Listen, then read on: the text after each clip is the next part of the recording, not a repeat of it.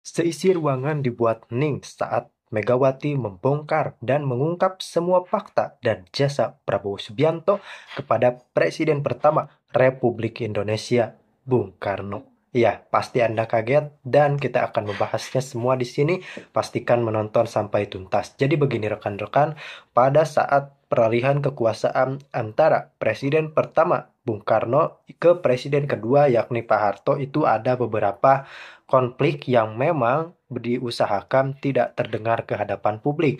Namun ternyata Bung Karno mendapatkan tuduhan yang cukup kejam. Kalau saya katakan pada saat itu Bung Karno dituduh terlibat langsung dalam upaya pemberontakan G30 SPKI. Kita tahu bahwa peristiwa itu merupakan peristiwa yang sangat-sangat kelam dan peristiwa itulah salah satunya yang menggulingkan rezim Bung Karno pada saat itu dan digantikan oleh Presiden Soeharto. Kita tahu bahwa kelanjutannya adalah Perintah Super Semar atau Perintah 11 Maret.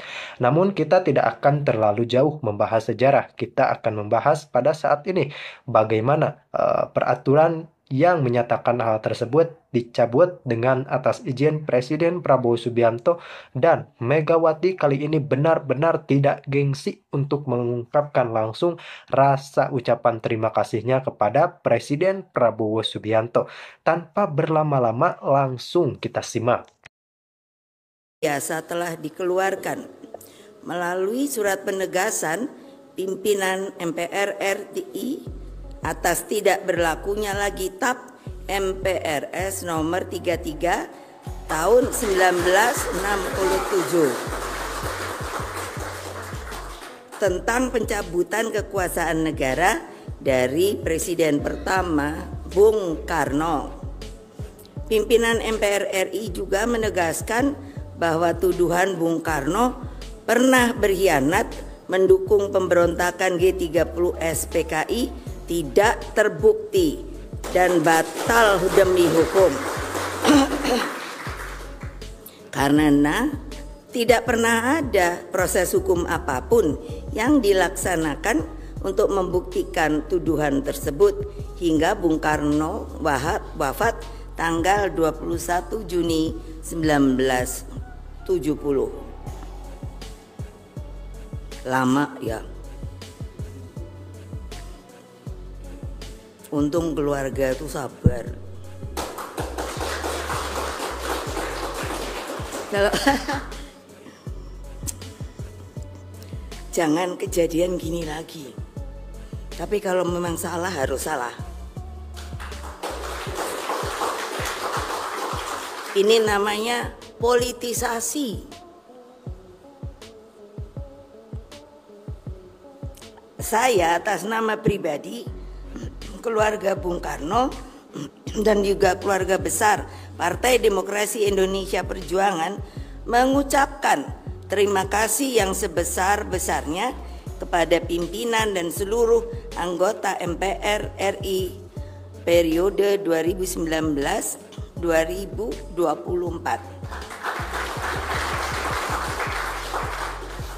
Kita ketahui bahwa MPR itu adalah singkatan dari Majelis Permusyawaratan Rakyat.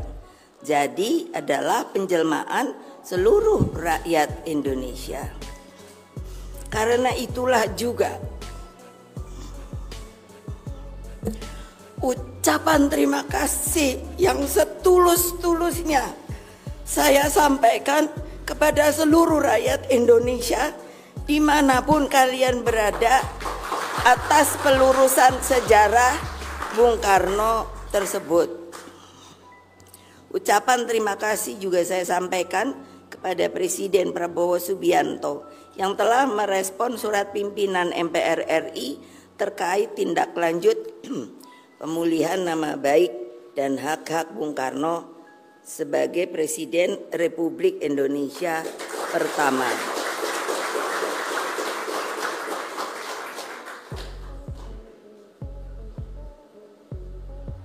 Kalau dipikir Bung Karno itu tahan banting ya. Lah iyalah. Waktu beliau itu kami keluarga tuh bingung. Saya mesti ceritakan apa? ketika saya pergi ke Seknek untuk menanyakan bapak saya ini sebetulnya diapakan toh. Jadi dong, presiden tiba-tiba waktu itu ditahan, bukan ditahan, enggak tahu, di Istana Bogor. Saya nanya, statusnya apa? Enggak ada yang berani jawab. Enggak ada. Jadi kami keluarga pada waktu itu tidak tahu status Bung Karno itu opo. Nah makanya saya bilang, jangan loh orang Indonesia yang berkuasa melakukan hal-hal seperti itu lagi loh. Nunggunya aja keadilannya lama sekali kan, setengah abad lebih. Nah, kebijakan pimpinan MPR dan Presiden Prabowo tersebut harus menjadi momentum rekonsiliasi nasional. Berkaitan dengan hal tersebut, kami, keluarga besar Bung Karno, melalui pidato kakak saya, Guntur Soekarno Putra, tanggal 9 September 2024 di gedung MPR RI, menegaskan bahwa pihak keluarga Bung Karno telah memaafkan atas segala perlakuan yang pernah dilakukan terhadap diri pribadi Bung Karno pada masa itu. Yang terpenting bagi keluarga dan para kaum patriotik pencinta Bung Karno adalah rehabilitasi nama baik Bung Karno sebagai seorang proklamator bangsa, penggali Pancasila, dan Bapak Bangsa Indonesia.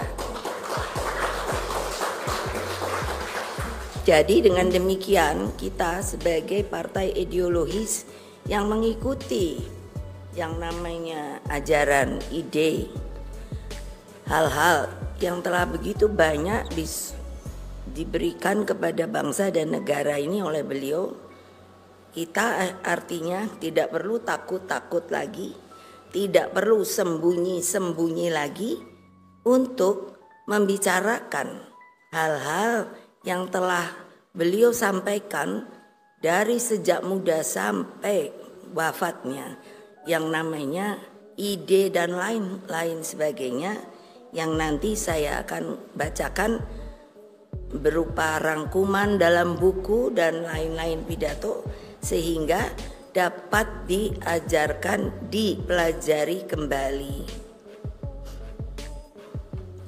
Marilah kita mengambil pelajaran dan memetik hikmah dari peristiwa tersebut agar semua lembaran kelam sejarah bangsa tidak terulang lagi.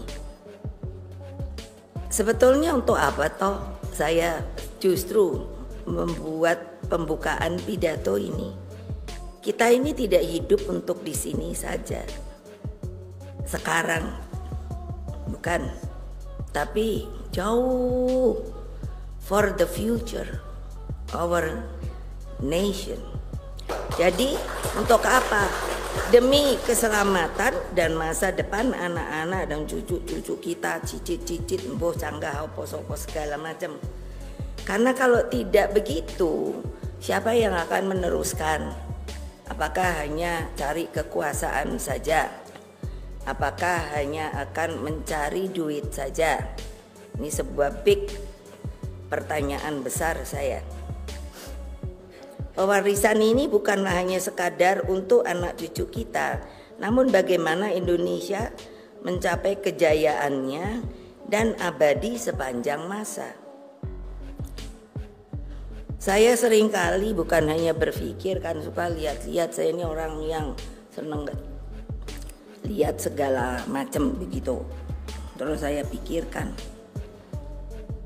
kenapa kok ya banyak sekali tagline